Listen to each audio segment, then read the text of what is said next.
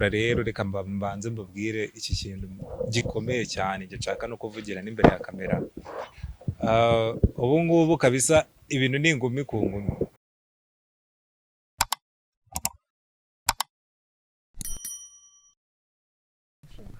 Monix TV show mbahaye ikaze cyane mwebwe mudahwema kubana natwe mu biganiro bigiye bitandukanye by'umwihariko kuri mwebwe mwakoze subscribe ewana. Turabashimiye cyane kuko mudahwema kutwereka urukundo mu biganiro byinshi bitandukanye tugenda tubagezaho. No munsi rero dufite abatumirwa barenze badanje, nta mugabo uvuga undi ni ibintu twese tumaze kumenyera. So ndagira ngo rero babanze babibwire ubundi ewana dukomeze ikiganiro twamaze kumenyana. Ndagira ngo mubanze mwibwire abanyarwanda ewana, umwanya no wanyu. Murakoze, nitwa Rwagasabo designer, nkora fashion design. Nice. Rwagasabo design, ukora fashion design. Iyo uvuze fashion design hari abanyarwanda benshi cyane badasobanukirwa ngo bamenye ngo fashion design ni iki. Uri kumva? Kuko urumva hari umuntu uzi ngo fashion cyangwa se hari uzi design ariko atazi ngo byose fashion design bisobanuye iki. Rwagasabo ndagira ngo dusobanurire utubwire ngo fashion design ni ibi ngibi dukora, tubikora muri ubu buryo kugira ngo umunyarwanda udukurikiye cyangwa se umunyamahanga udukurikiye amenye icyo Rwagasabo ikora. So no kuvuga ngo fashion design no guhanga imideri cyangwa se imyambaro muri rusange. Uvuga nicyo gitekerezo uba ufite cyo uburwana nacyo kiba kikurimo. So izo mbaraga uburwana nazo zikurimo mu mubiri nizo usohora hanze kugira ngo ubashe kwerekana icyo kintu cyari kikurimo. So rero ni muri ubwo buryo no guhanga imideri. No guhanga imideri ubwo mu myambarire. Mu myambarire. Yes, urakoze cyane Rwagasabo. Rero mwamwumvishe ni fashion design cyangwa se umuhanga mideri mu kinyarwanda hari nimba ntibeshye. So umuhanga mideri buriya hari cyandi ibeshye. N'ubuhanzi. So umugenzi wawe mwazanye rero nawe ndagira ngo nawe umuhereze microphone atwibwire nawe agira icyo atubwira ku bijyanye na kariyeri yiwe. Yeah man, bimeze bitese. Ni fresh. Amazina yanjye nitwa Mr. J, CEO of Kigali Models Academy and SDF Entertainment muri rusange. Nkora ibijyanye na kumurika imideri, ariko hari n'abayimurika. So twebwe icyo dukora ni ukumurika imideri. Dufite timu y'abanyamideri bita Kigali Models. So yeah, murakoze. Ni ukuvuga ngo uri umunyamideri. Yego. Kigali Models ni Kigali Models Academy cyangwa none? Yeah, Kigali Models Academy. Kigali Models Academy. Ni wowe yihagarariye? Ni nge CEO wayo, uri nanjye wayifoundinze. Ni we fondateur? Yego. Kigali Models Academy yo ikora gute, ikora ibiki? Nayo ndagira ngo nyine utubwireho, nyine utunyuriremo ku buryo umunyarwanda dukurikiye muri aka kanya utazi Kigali Models Academy ku buryo nyine isobanukirwa neza fresh, ukavuga ati Kigali Models Academy ikora ibi ngibi, nshobora kuyibarizamo ino service cyangwa se nayikurikirana muri ubu buryo. Ndagira ngo dusobanurire nyine Kigali Models Academy ni iki, ikora iki bwite. Okay, actually Kigali Models Academy urumva ko ni ibintu bijyanye n'ubundi n'aba models. So dufite icyo bita Kigali Models Academy. Impamvu twahise Kigali Models Academy, so yashingiwe hano muri Kigali, and also itoza abanyamideri, and also academy ni ikintu kijyanye n'ishuri ahantu bigisha ibintu runaka. So Kigali Models Academy ubwo urumva ni ishuri ry'imideri rikorera hano i Kigali. Gusa bitavuze ko tudafite n'izindi branches, kuko dufite na Musanze, branch ya Musanze. So muri no minsi turi kugerageza no gufungura ahandi hana ama branches kubera ko tugiye dufite abandi bantu bagiye batandukanye dukorana. So okay, uburyo dukora twebwe rero twigisha abanyamideri ibintu bijyanye no kumurika imideri, abantu bafite impano zo kumurika imideri. Ikindi ni ku ma fashion stages, and also tukanakora international modeling pages. Ushobora kuba yafata abanyamideri ikaba yanabohereza no hanze y'igihugu, ariko akenshi na kenshi sometimes kubera ko impano tugenda tubona hanga mu Rwanda turabanza tukazifata tukazibostinga, twamara kuzibostinga tukabona kuzohereza hanze. Ikindi dukora ni gukorana n'aba designer nk'aba ngaba, kuko n'ubundi aba designer badahari twebwe ntabwo twakora. Mu kubamamariza imyenda, gukorana nabo mu bintu bijyanye no kumurika imyenda bakora, ibintu ibintu nyine nk'ibyo ngibyo. Ikindi ni muri video vixening, gukora mu ndirimbo, mu masongs agiye atandukanye y'abahanzi, aho badukeneye baduhamagara. Urumva okay, ni byinshi nyine, dufitemo ibintu byinshi. Yego, mwabyumvishe rero ibikorwa bya Kigali Models Academy, ni ukuvuga ngo no mu ndirimbo mugenda mukoramo. Mbere ndagira ngo tubanze duhuze kugira ngo fashion design ahuze n'umumodo, ndi kugira ngo duhuze icyo kintu nyine uvuga uti rwa Gasabo nyine duhuza gutya muri ubu buryo mu bijyanye n'imikoranire, kugira ngo umunyarwanda udukurikiye muri kano kanya asobanukirwe uburyo ki mu bihuzamo nyine kugira ngo bikomeze kugenda neza. Okay, nagiye ku ruhande cyangwa nce kure, gusa ndakeka okay, uburyo dukorana mu bijyanye n'ibintu byacu ndakeka biri privacy cyane, ariko nanone wenda hari ibyo wenda abanyarwanda bamenya uko byanze bikunze umunyamideli akenera umudesigner kugira ngo abone ibyo yamamaza. So rero uburyo dukoranamo ni uburyo nyine bufite kuri twebwe bitewe n'ibyo nyine dukora. Urumva niba akora fashion design, natwe tukaba dukora kumurika imideli, ibintu nyine nk'ibyo ngibyo, byanze bikunze dufite aho duhurira. So rero uburyo dukoranamo wenda ni ibindi bindi tereka ababishaka wenda bakazabariza inbox. Ubwo ni ukuvuga ngo imikoranire y'aba designers n'abamodo ari muri rusange nyine, ntabwo bivuze muri rusange gusa. Kenshi na kenshi usanga aba designers akenshi na kenshi usanga aribo baha akazi abanyamideli, kuko umudesigner aradoda ariko agakenera bari buze kuza kwamamaza ya mideli iyo yakoze. So rero aho ngaho kenshi na kenshi niyo muri iyo sanse duhuriramo.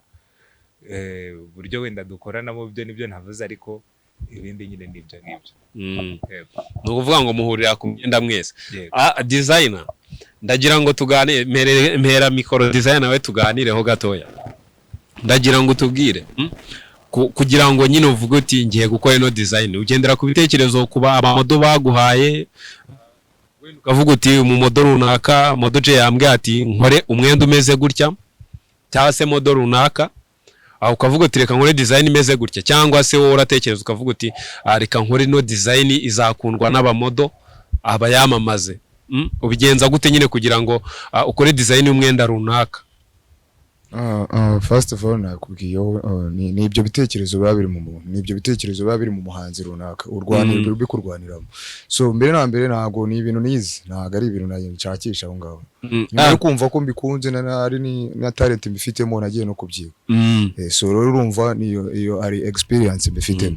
So nukuvuga rero kugira ngo nkore collection runaka, nibanda ku gihe aho mfata ibihe, nkafata ibihe imyenda twambaraga bwashize imyaka 30 ishize, nibyo bihe bitatu, past, present and future. Nkareba ibyo twambara uyu munsi, nkabasha gukora n'imyenda yo tuzaba twambara hazaza. Nk'ushobora kunyigira ukambwita ukora umwenda umuhanzi wo mu Rwanda azabambara kuri stage mu myaka 2 iri imbere. Nkahoza ibyo bitekerezo ngende uko bambaraga mbere, nkareba uyu munsi se bari kwambara ngute. Ibyo byose niyo nibyo nimagine nkashobora kugukorera umwenda tuzambara mu myaka 2 iri imbere. Ubwo ni ukuvuga ngo wowe ufata ibitekerezo dufite uno munsi, uburyo turi kwambara uno munsi, then ukabihuza n'uburyo twambaraga ahashize, ukaba washobora kurema noneho muri future uko tuzaba turi kwambara mu myaka 2. Of course. Hari ikintu waruvuze ikintu cya collection. Iyo uvuze collection hari abantu benshi badasobanukirwa ngo collection ni iki. Ndagira ngo usobanurire abanyarwanda iyo fashion design avuze collection abashatse gusobanura iki? Yo mu fashion design avuze collection, ni ukuvuga ngo ni ibitekerezo mfite uyu munsi. Nkavuga uti ngo mfite collection ngiye gusohora yitwa hazaza.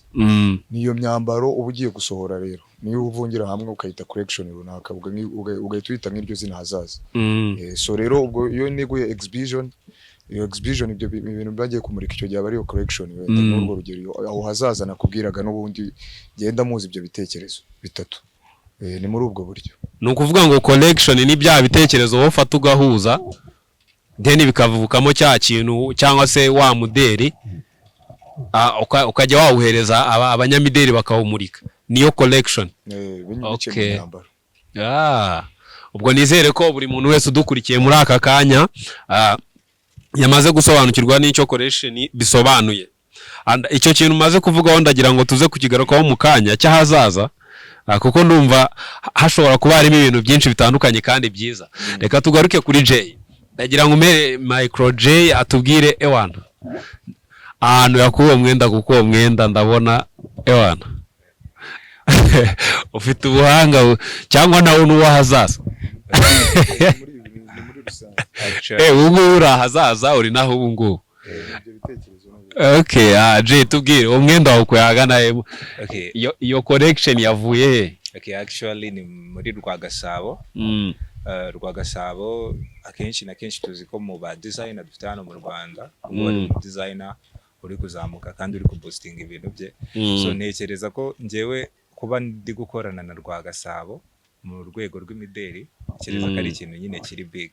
So rero umwenda, impamvu wenda we niwe muri buze kubaza ibijyanye n'uno mwenda, njyewe ntabwo muzi kuko sinjye wawukoze, ariko njyewe ntekereza ko kuba nakorana na Rwagasabo kambwira ati mfite ahazaza collection.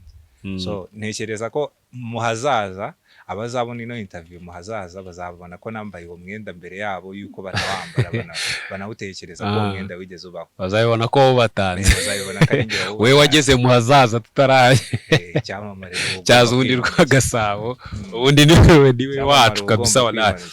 So ndagira ngo tubwire uruganda rw'imideri rumazemo igihe kingana gute? Okay, je uruganda rw'imideri singiye kubabeshya, ntabwo ndumazemo igihe kinini cyane, ntabwo ndumazemo igihe kinini cyane, ariko kubera imbaraga nabishizemo byaraboostinze cyane ugereranyije n'abamazemo nyine igihe kinini cyane. So nje mbazemo imyaka 3, ariko agency yanjye imaze umwaka umwe, ariyo mpamvu ejo bundi dufite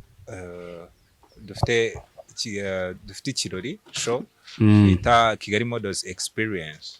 Okay, icyo kirori ikintu kigamije ni ukwereka abantu ibyo twagezeho muri uwo mwaka umwe twamaze dukora, ndetse na experience abamodo bacu bamaze kugira, and also the designers bazakora muri iyo event. Icyo ngicyo nicyo kintu cya mbere nyine tuba tugamije. Ikindi wenda ku kijyanye n'igihe mazemo, urumva ntabwo ari kinini ugereranyije n'abandi, hari usanga mazemo imyaka 3 wowe. Umazemo imyaka 3, ubwo bivuze yuko imyaka 2 wayimaze uri under management. Okay, namaze amezi 5 cyangwa 6 the under management yo bitaga Uno Fashion. Uno Fashion ndayizi yazaba. Namaze icyo gihe muri management ya Uno. After that baza kunyirukana, nakoza amarira. Byagenze ute? Gusa nari umunyamideri ushoboye, nabo barabizi. Naye ushoboye, sabaje kunyirukana, career ya modeling nivamo. Naho ngaho career ya modeling yanjye yarangiriye. Nyuma yaho maje kubera ko ibyo bintu nyine nabikundaga, ariko nta wundi muntu nari mfite wabimfashamo, kuko nabonaga ama agents n'ubundi turi gukorana nta kintu nyine babimfashagaho. So mpitamo gushinga iyanjye kugira ngo nanjye mfashe abandi. So niyo mpamvu nashinze academy, kugira ngo noneho ako academy kajye gafasha buri muntu wese ushaka kwiga ibintu bijyanye na modeling, ushaka kwiga ibintu bijyanye ibintu nk'ibyo byose. Ndagira ngo noneho tugaruke mbere ho gatoya yuko ushinga academy, cyangwa se mbere yuko utangira gufasha abanyamideri bagenzi bawe ubona bakwiriye support yawe. Ni irihe tandukaniro ubona ryari ririmo ku buryo uvuga uti mvuye mu kuba ngiye najya gushaka akazi ko kumurika imideri, nkavuga ni reka ngiye noneho sasa nshinge agency yanjye, nanjye ngira abo managinga, mve mu kuba nanjye ba managinga ahubwo ngira abo managinga. Igitekerezo cyaturutse kuki bwa mbere? Okay, ikintu cya mbere njya gushinga agency nari ngamije kwerekana ko buri munyamideri wese ashobora kugira agaciro. Icyo ngicyo nicyo kintu cya mbere nari ngamije. Ko agency nakoreragamo iyo ngiyo ya Uno ya mbere, so kuko nabanje na mbere yuko nabanje gukora mu yo bitaga Dollar, ariko Dollar ntabwo nayimazemo igihe kinini, ndahindura njya muri Uno. So ngeze muri Uno, impamvu naje kuvamo ni ukubera impamvu yo kutitabira training cyane, ibintu nk'ibyo ngibyo, ariko mu by'ukuri bikaba atari uko njye nabishakaga, ahubwo ari ukubera nyine murabizi Kigali ukuntu ibintu bari ni ibisazi, baravuga ngo Kigali ni ibisazi. So biza kurangira nyivuyemo kubera izo mpamvu. Gusa ndebye uburyo nyine hari abantu bajya gukora muri agency runaka bakabasubiza inyuma, ndavuga why not noneho ntashinga academy aho twigisha noneho sasa abantu bose bashaka kwiga ibijyanye n'imideli tutagendeye ngo uyu nguyu n'uyu cyangwa uyu nguyu n'uyu. Ariko guhita nshinga Kigali Models Academy gusa nyuma kubera ko mbere y'uko ubundi Kigali Models Academy nabanje gukorana niyo bitaga Imena Fashion.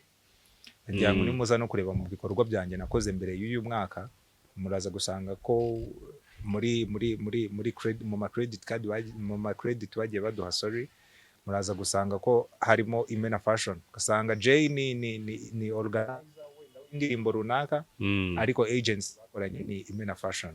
Icyo gihe nayo mfite iyo bita Imena Fashion ninjye wari uyoboye mu rwo kubaboostingira no kubazamurira ibintu byabo, ariko hari kuri contract y'umwaka umwe, nyuma birangiye aribwo nafataga Kigali Models. Ndagira ngo noneho tugaruke mu nyungu ku bijyanye n'agafaranga cyangwa se urufaranga wa mugani w'aba basore.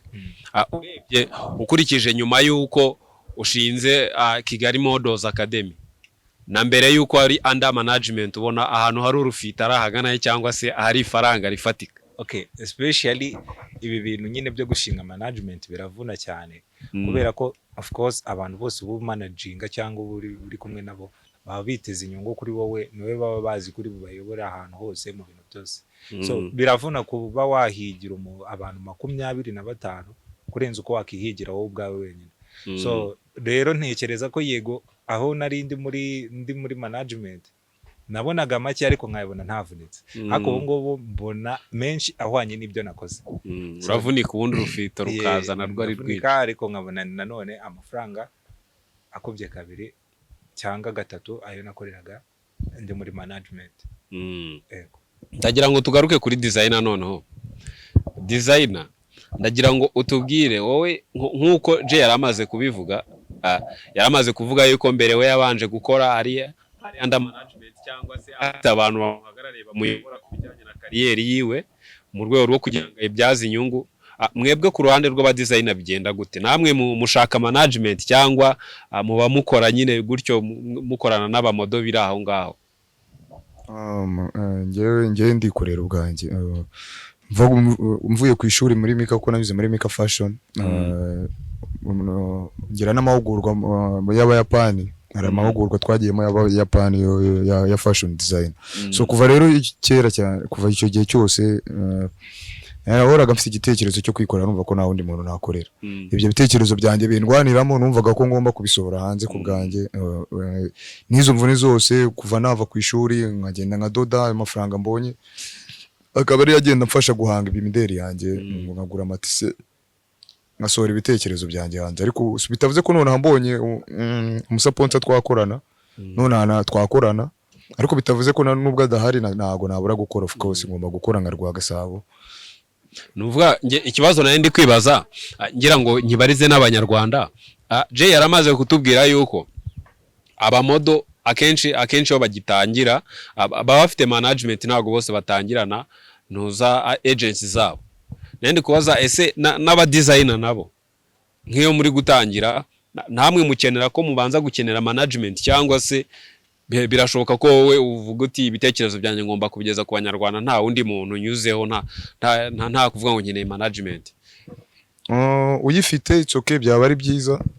Ariko wabonye uburyo bwiza bwo kubona materials zikenewe, ibikoresho, imashini zisirifira, imashini zica buttonniere, imikasi myiza, full workshop nziza.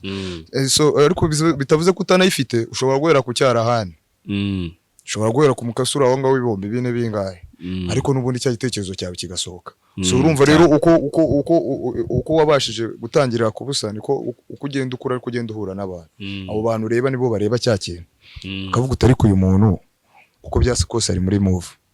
So urumva rero nkanjye nizo mbaraga zanjye naherewe nirwanaho. Nishimira na mama wanjye agenda pushinga mu bushobozi buke. So navuga ko nibyo ngibyo urebye ni mama, ariko ugenda uhura n'abandi bantu bagusapotinga usizeho itafari, usizeho urushinge, usizeho urudodo. Buri wese agenda ashyiraho nyine mu ruhande rwe icyo ashoboye kuba yagufasha. N'Imana igenda ica inzira, n'Imana nayo igenda ibijyamo gake gake. Ndagira ngo noneho nawe utugereranyize ku bijyanye n'urufaranga, urufito mu bintu bya fashion design ubona bihagaze gute? Amafaranga muri fashion design nayo wageze kuri top neza arimo, urabona kabisa ni kariyeri nziza, wageze kuri top amafaranga arimo. ariko iyo wageze kuri top ariko ku ruhande rwawe nk'umudesigner ubona isoko rya fashion and modeling mu Rwanda rihagaze gute?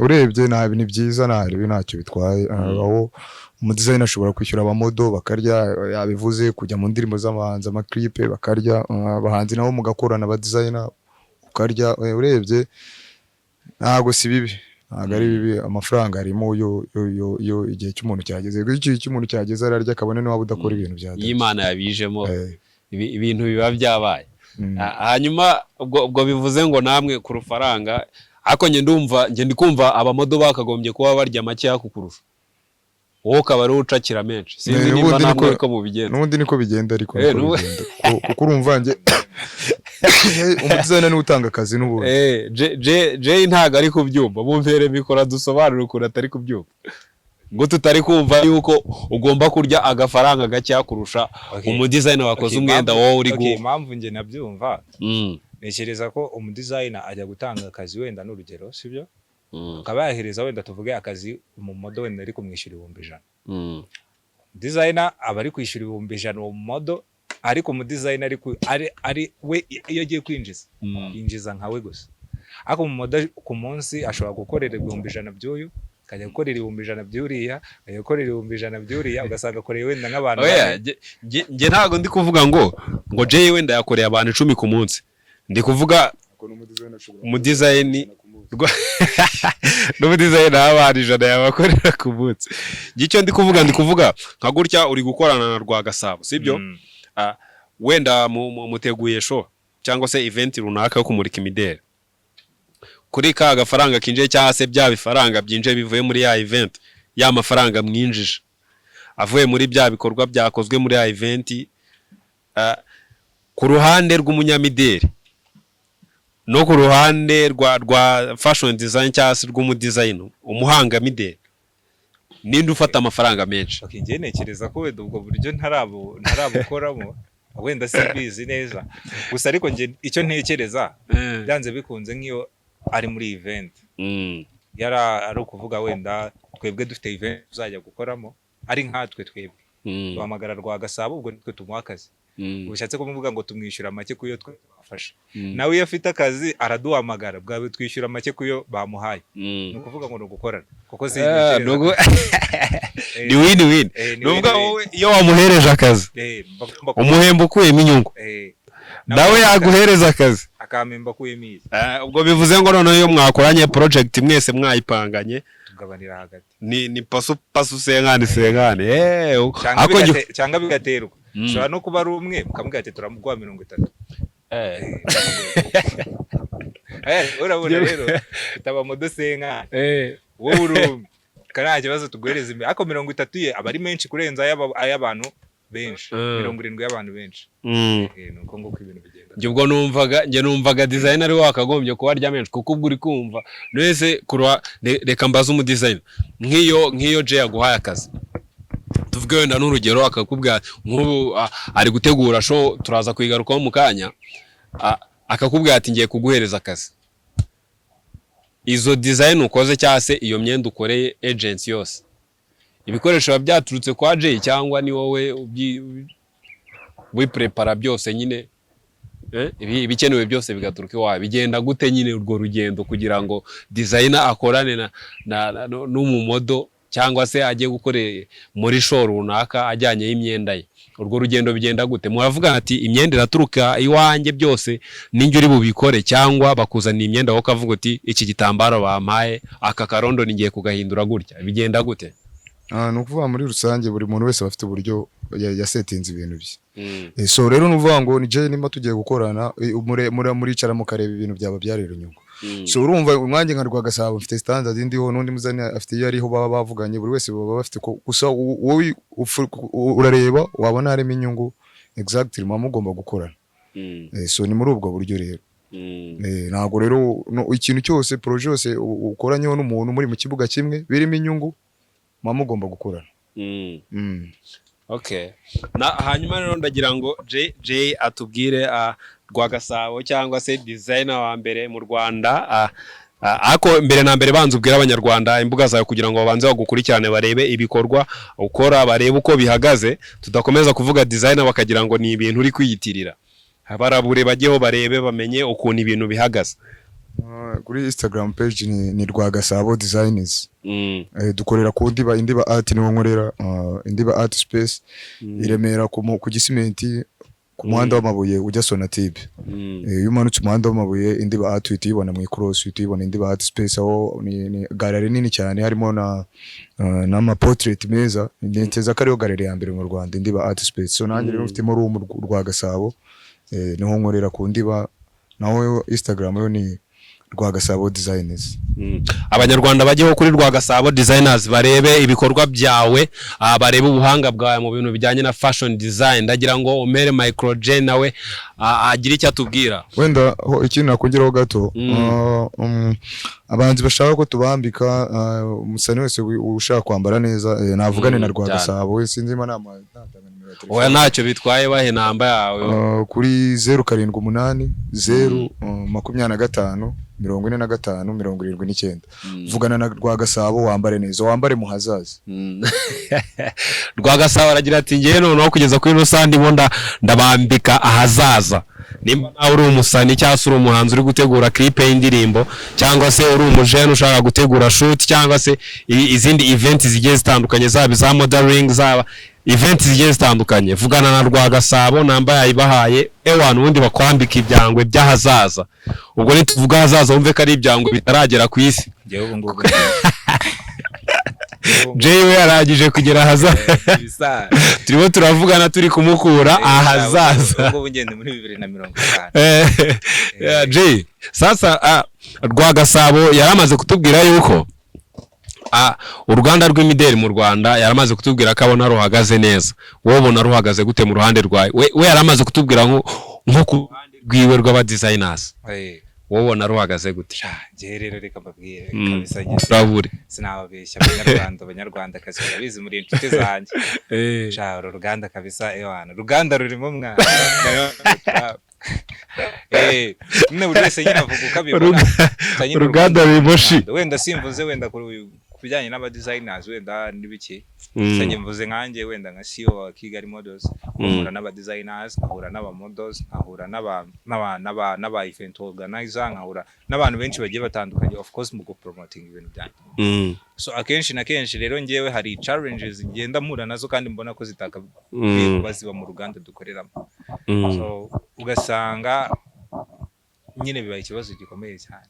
So rero sinekereza ko ngiye kuvuga ngo okay ibyiza birahari ibintu ni byiza rwose hari ibyiza biri ku boostinga ariko ugereranyije fashion ariko n'ikibi nacyo kirahari ariko kugereranyije fashion industry ya y'aka kanya 2025 na fashion industry ya 2015 ubona ni ibintu bibiri bitandukanye. Kandi ntekereza ko ubu ngubu fashion industry yo muri iki gihe niyo yakabaye kuba iri high cyane iri kuri high level kurenza ya 2015 ariko akenshi na kenshi usanga wenda aba designer bo sindi buze kubavugaho kuko aba designer bo barakora barana boosting ibintu byabo rwose biba bigenda neza.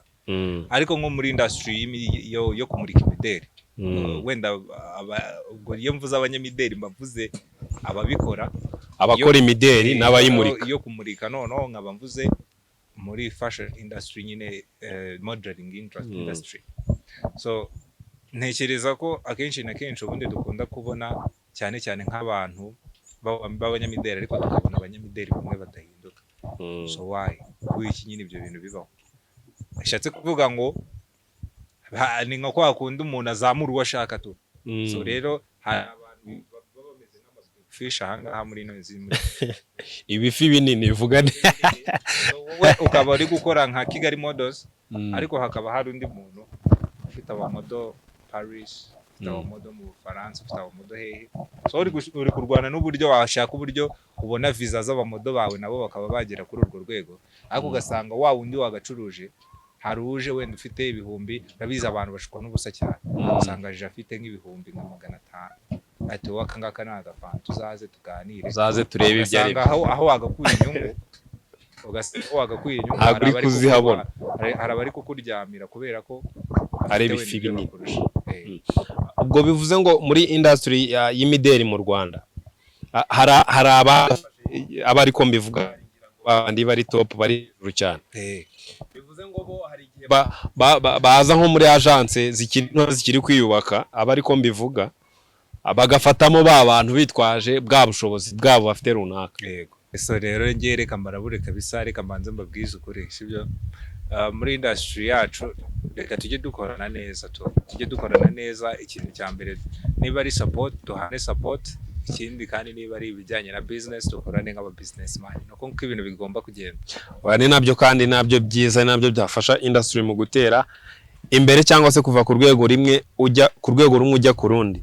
Sasa je ndagira ngo twinjane mu gitaramo uri gutegura cya Kigali Models Academy Experience, cyane Kigali Models Experience gusa. Kigali Models Experience. Academy nta iriho. Academy ni agents and also experience ni gitaramo. Kigali Models Academy ni izina rya agents. Hanyuma noneho Kigali Models Experience niryo zina rya event. Ndagira ngo rero utwinjize cyane muri iyo event iteguye gute, ipanze ite, nyine rabura abanyarwanda uko ibintu byose bipanze kugira ngo bazitabire ari benshi cyane ku rwego rwo hejuru. Okay, event izaba ku itariki 30 z'ukwa munani 2025, izabera aho bita Moonstar Apartment Kicukiro. Izaba ari uguhera saa 11 kumanura gukomeza kugeza amasaha akuze. Sinzi ngo ubwo bwizarangira sangaye kuko nanjye nago mbizi. Tuzakorana n'aba designer bagiye batandukanye, aba designer bazashowcasing imyenda yabo, harimo Rwagasabo designer ufite collection ya hazaza, bazabasha kubona hazaza muri event y'ubu ngubu. Bazatwicaza mu hazaza. Bazabicaza bazatwambika hazaza. Oya nukuberekaho kuko nimunishyura muzatahana hazaza. Nuko twerekaho bakatubonja mugana. Ariko ushobora no kwishyura hazaza ukahatahana nta kibazo. Wahacyura kabisa nabyo byakora. Umuntu akishyura agahita acyura hazaza. Hazaza yawe rwose ukahita wajyana mu biganza gutya. Bwazaza nawe tuzaba turi kumwe, Rwagasabo tuzaba turi kumwe dufitiye atubonja ku hazaza. Tuzaba turi kumwe n'uwo bita Sa Fashion Collection, turi kumwe n'uwo bita Hoza Collection, turi kumwe n'uwo bita Duli designer, turi kumwe n'abo bita Impuzu designer. Turi ku event yacu izaba sponsored by Lujama Phone Shop na Messi Studio and also na China Embassy. Dukomeza kubashimira cyane kuri support nyine baba batanze, yaba aba designer and also n'aba sponsors bacu. So event kwinjira izaba ari free, ni free entry for abandi bo ni invitation, ariko mu by'ukuri event yacu nago yishyuza nyine nagira imita abantu. N'ubuntu uzabishaka zitabire nyine nta mafaranga azaba ari kwishyuzwa. Sasa rero ndagira ngo ubwo abazahabwa invitation bo umuntu ashaka kuyihabwa, ashaka kuyisabira, ashaka gusaba invitation ku giti cye. Okay, ntekereza ko invitation zo tuziha abantu dushaka. Okay, biterwa ariko biterwa invitation tuziha abantu nyine n'ubundi turi gutumira. So iyo tuzi ko tugukeneye turagutumira tukaguhereza invitation. Gusa abandi bo ushaka kuza muri event ni free. Jay, kubera iki Kigali Models Experience? Kubera iki nta rindi zina mwahise mugahitamo iryo ngiri? Okay, experience ni nk'uburambe. So Kigali Models Academy bamaze kugira uburambe muri ibi bintu bakora bijyanye no kumurika imideli. So nekereza ko rero ari igihe cyiza cyo kugira ngo noneho berekane uburambe bafite ariko babwerekanire muri event. So niyo mpamvu yitwa Kigali Models Experience Runway to Freedom. Mbere yuko dukomeza ndagira ngo ubanze umihere mikro noneho designer Rwagasabo nawe atwinjije kuri projet yiwe yise ahazaza. Designer wa Rwagasabo ni Rwagasabo n'Urwagasabo. Rwagasabo design. Projet y'ahazaza imeze gute? So navuga ko projet y'ahazaza ni projet nakomeje ndwaniramo, ibyo bitekerezo bindwaniramo, numva ko iki ari cyo gihe cyiza cyo kugenda nyisohora. So ni projet idafite limite, no kuvuga ngo ni projet nzakora ariko nzarinda nkora imyaka yose izaza.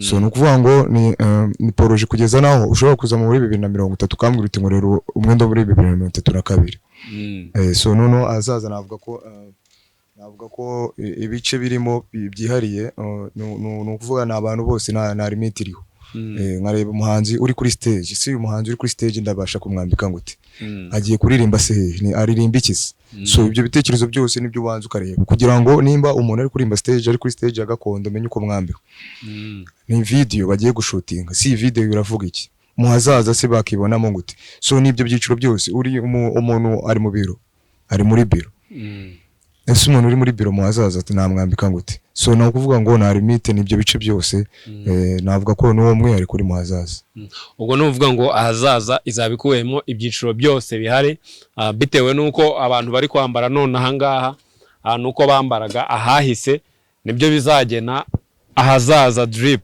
ubwo nahazaza icyangwe cy'ahazaza ubwo bivuze ngo abantu bizaba izaba ari ahazaza collection ubwo no birumvikana cyane ko ahazaza ari projet ya Danje ndagira ngo noneho turebe ese ahazaza collection n'izindi collection wagiye ugira mu bihe byatambutse ukurikije uko wagiye ubona abantu babyakiriye izo collection zindi zagiye zisohoka cyangwa se niyo yindi uri gusohora ubona abantu bareactinga gute kuri iyo projet yawe yahazaza nyine ubona abantu babifata gute navuga ko abantu barabikunda ntekereza ko ugiye muri fashion shows zingahe ugenda uhura n'aba designer banatangiye imbere yawe kumva abantu bakunze ibintu byawe so binakongera motivation so ni ukuvuga ko ni iby'agaciro cyane kuba wakurikirana abantu bakagikunda kuko bituma nawe wigirira icyizere ukarushaho no gukora neza so navuga ko rero uhereye nko ku myambaro nagiye nkora uko ugenda ukura experience iriyongera amadefo agiye ukora mbere ntabwo ubukiyakora hari ibyo ugenda uhindura gake gake so no kuvuga rero natekereza ko nabaze kuba mukuru iki nicyo gihe ngo ibyo bitekerezo byanjye byazaza noneho mbashe kubisora biba biri kunwaniramo nicyo gihe ngo winjize abanyarwanda n'abatuye isi bose mu hazaza of course kuko dufite connection mu Buhinde aho dushobora kuzajyayo kumurika imideri so nukuvuga ngo niyo mpamvu na limit iriho numba ari mu Buhinde tugiye kumurika naho turebe se mu Buhinde bambaraga ngute mu gihe cyashize ubu ngubu bari kwambara ngute ese mu hazaza bashobora kuzaba bambara ngute tukabakorera mu Bufaransa mu Bugande ku isi yose so navuga ko ni projet nini cyane itazigera inarangira kuko n'ubundi zahoraho hazahora ari ahazaza ntihazarangira navuga ko n'urugendo rutangiye kandi ruzazigera runarangira ubwo n'ubundi style umuntu azaguma ari mu hazaza mpaka ni mu hazaza kuko nekeza ko nka McQueen Alexander McQueen niwe mu designer nereferaho yarapfuye ariko na n'uyu munsi turacyambara inkweto ze imyenda iri ku isi hose so ni ukuvuga ngo umuhanzi ushobora gupfa ariko nahaba yaragiye buriya kuko ibyo biba bigihari igikorwa cye yasize akoze nyine n'ubundi kiguma kiri kwivugira hazaza ko numva mfite amatsiko nanjye yo kwinjira mu hazaza turahera 30 Moon Center I think turahera Moon 30 kuri 30 kuri 30 turaba twatangiye gutera intambwe twinjira mu hazaza kuri 30 kabisa abantu bazaze barebe dufitemo n'abandi ba designer benshi bagenzi banjye dufite byinshi tubayishi ni ukuvuga ngo nta gaseke tuzaba tugiye kazapfundurwa uwo munsi exactly ewana abanyarwanda babyumve kandi babishyire ku mutima itariki ya 30 z'uku kwezi ewana muze tubane hariya Kigali Models Experience hazaba hariyo aba designer batandukanye by'umwihariko Rwagasabo designers bari kutwinjiza mu hazaza collection ewana muzaze muri benshi kuko mwabyumvishe kwinjira n'ubuntu aba VIP bo tuzabakubita invitation kugira ngo nabo baze babane natwe mu kirori cyacu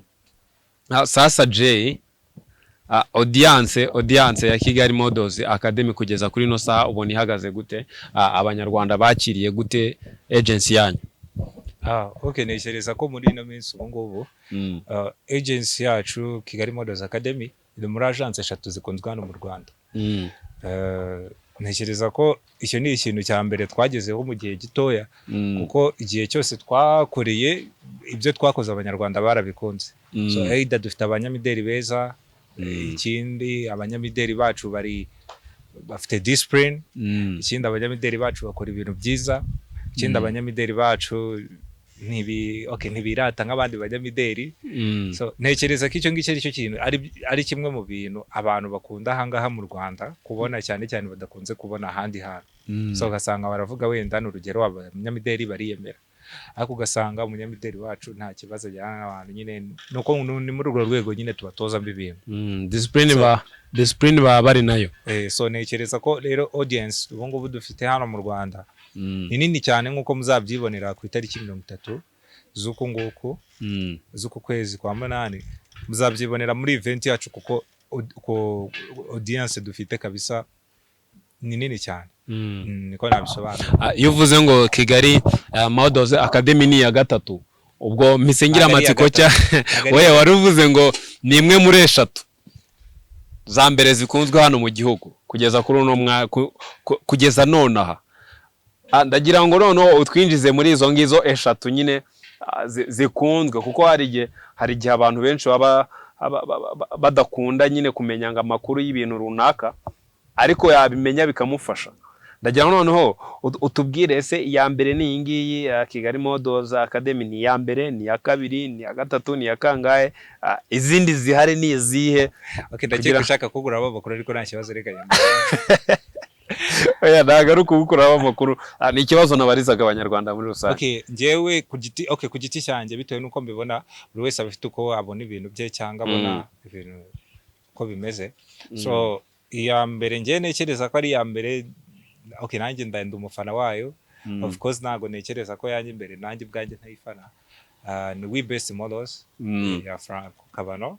And also iya kabiri ni Rwanda Models Academy, RMA ari nayo ifite mu nshingano abanyamideli bose bo mu Rwanda, RFM Rwanda Fashion Modeling Union.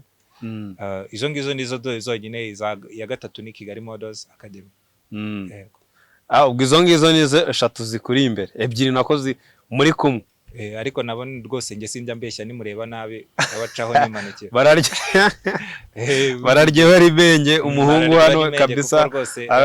Nge barabizi ko nta mikino ngera. Nta mikino ibihari hariya, ugomba kubacaho nibadakora practice nyinshi. Nibatamva mube maso ahubwo ndabazi iki nicyo cyagire ntababwira. Ubwo rero babyumve cyane, kandi nabo bakore.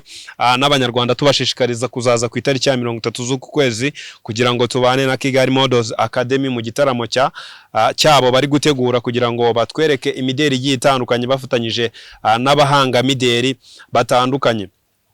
Ndagira ngo noneho dusoza, mbere yuko dusoza ndagira ngo Jay ubanze ugire icyo usaba abanyarwanda by'umwihariko abakunzi ba Kigali Models Academy.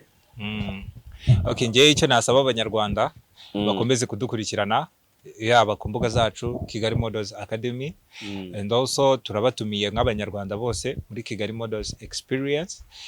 Ikindi ni nabasaba gukunda ibintu bijyanye na modeling, kuko modeling ikintu cya mbere buriya ihura mu mutwe. Ikindi ukeneye kuyikoresha igufasha mu bintu byo kwamamaza, ibintu byo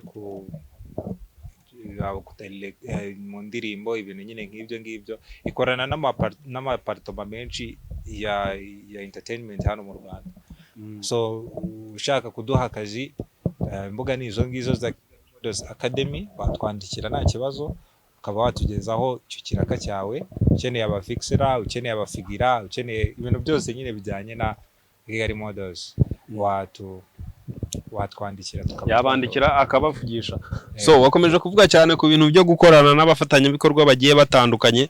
Hari igihe umuntu nako si hari igihe mu Rwanda niko bimeze, iyo umuntu agiye gukorana n'abantu runaka bamufasha mu kwamamaza ibikorwa byabo, akenshi bakunze kureba umuntu bagiye gukorana ibikorwa bya mbere yaba yarakoze.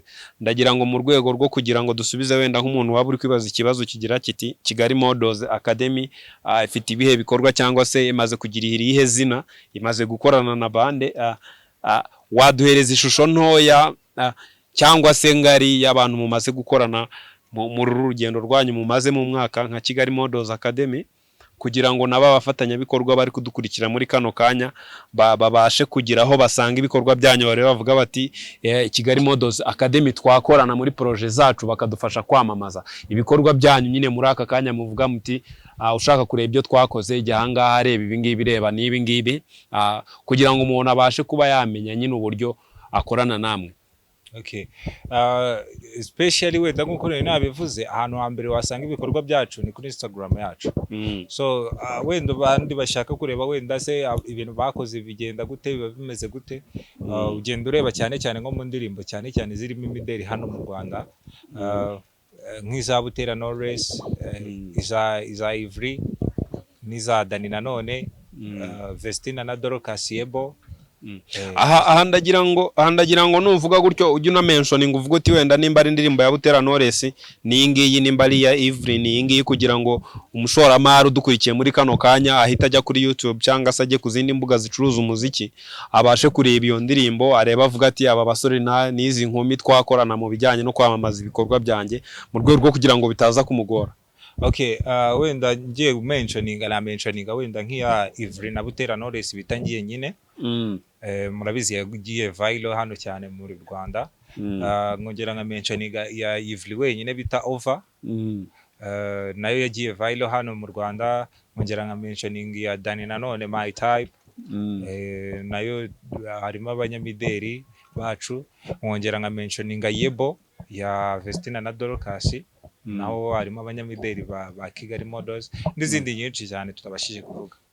Ibikorwa mwabyumvishe bagiye bakora ibikorwa byinshi bitandukanye, bakoze muri projet za Danje ndetse ziremereye zagiye viral cyangwa se zakunzwe hano mu gihugu cy'u Rwanda ndetse no hanze y'u Rwanda. Sasa rero ndagira ngo umpereze uwo musore wundi w'umudesigner nawe agira icyo abwira abakunzi be cyangwa se abantu bakurikirana ibikorwa bye, by'umwihariko ku bantu bategereje ahazaza collection Rwagasabo Design. Gira icyo tubwira cyangwa se icyo ubwira abanyarwanda bagukurikiye muri kano kanya ku bintu waba kubashimira cyangwa se mbese nyine mera nk'uri kuganiriza abakunzi bawe bakurikirana Rwagasabo Design. Ikintu nababwira ikintu nababwira ko nuko mbafitiye ibintu byinshi byiza. Ikindi kandi umuntu wese wumva ko ashaka kwambara neza, very smart and ushaka kwambara ibintu biri classic, vugana na Rwagasabo kuri Instagram ni Rwagasabo Designers, and nkorera ni kundi ba art space. Kundi ba art space dukora n'amagallery, ama portrait. Ni gallery nini cyane ikora n'ama portrait meza cyane, nekiza kandi nayo gallery ya mbere mu Rwanda. Niho nkorera ku Gisimenti muri Rompuwe, umuhanda w'amabuye ujya Sonatube, niho dukorera kundi ba art space. So icyo nababwira cyo tubafite ibintu byiza mu hazaza, aho twambika abantu ingeri zose nta limite. Bagiye no kuri Instagram bakurikirane barebe. Icyo nababwira cyo batugane, dufite ibintu byiza kandi byinshi cyane tubashyigikiye. Abanyarwanda rero batugane cyangwa se bagane Rwagasabo Designer hariya kuri harya ngo ni Indiba Art Space. Indiba. Nari ngiye kubaza ku kintu kijyanye n'Indiba cyangwa nabwo n'ubundi wadusubiza kubera iki mwayise Indiba muri rusange. Indiba nago sinavuga ko hari ibintu byinshi cyane ndibivugeho kuko ni Willy ni wese wo w'Indiba. Niwe nekereza ko icyo kibazo niwe bagakwiye kugisubiza ko ngiye mfitemo room. Hano kuvuga ngo Indiba Art Space ni ahantu hagari hari aba designers bagiye batandukanye. Onagara hano hagari hari aba designers ni gallery. Ni gallery. Abari ama portrait meza byatari. Nanjye gusa mfitemo room. Mfitemo room muri rusange ya Rwagasabo. Room ya Rwagasabo irimo ibintu bijyanye n'imyenda gusa cyangwa nayo irimo imyambaro muri rusange, sibyo ko harimo naho n'ama portrait. Naho harimo nabyo ujye ubikora. N'ibintu byo gushushanya urabizi. Exactly. Ko numva none ku bintu byo gushushanya bwo se ntago watwinjiza mu hazaza kubijyanye. Of course nayo ama portrait azaba hari no bubindi azaba. N'ama portrait azaba hari yahazaza. Yindi bazaba hari yahazaza kabisa. Okay, aho ngaho ni sawa rero abanyarwanda babyumve cyane kandi bazahagere kugira ngo tubane muri ibi birori byacu byo kwishimira experience ya Kigali Models Academy. Ewana abanyarwanda muratumiwe cyane, mwabyumvishe ko ari ubuntu kwinjira VIP kubo tuzatumira cyangwa se kuba zahabwa invitation. Sinzi nimba muri mwebwe mbere yuko dushimira abanyarwanda babanye natwe muri iki kiganiro hari ushaka kugira icyo yongeraho yatubwira. Ewana abanyarwanda mwabyumvishe yuko CEO Jay wa Kigali Models Academy arabakunda cyane. Arakabazo nibagiye kukubaza Jay, nk'umuntu ashaka kujoininga Kigali Models Academy byaca mu zihe nzira? Okay, ntago ari inzira zigoranye cyane. Usabwa kumpamagara kuri 079 074 43 69, ndasubiramo 079 074 43 69. Requirements zo ndazikumenyesha iyo umpamagaye umbaza ku bijyanye na Kigali Models. Abantu rero mwifuzaga kuba modo mwabyumvishe yuko mwasubijwe, kuko Kigali Models Academy ni ahantu heza ho kumenya ibintu bijyanye n'imideri. Reka nshimira abanyarwanda twabanye muri rusange, abari hanze. Iyi ni Monix TV show, nge Ndinganizi Alex twabanye mu kiganiro hamwe na Jay CEO wa Kigali Models Academy. Twari kumwe na Rwagasabo Design, umudesigner wa mbere hano mu gihugu cy'u Rwanda ukora ibintu birenze. Uri umuhanzi cyangwa se ufite ibintu bigiye bitandukanye uri guteguramo ibintu bijyanye n'imyambaro, wamugana akagufasha kuko ni umudesigner uteye imbere cyane, ufite ibintu bya danger.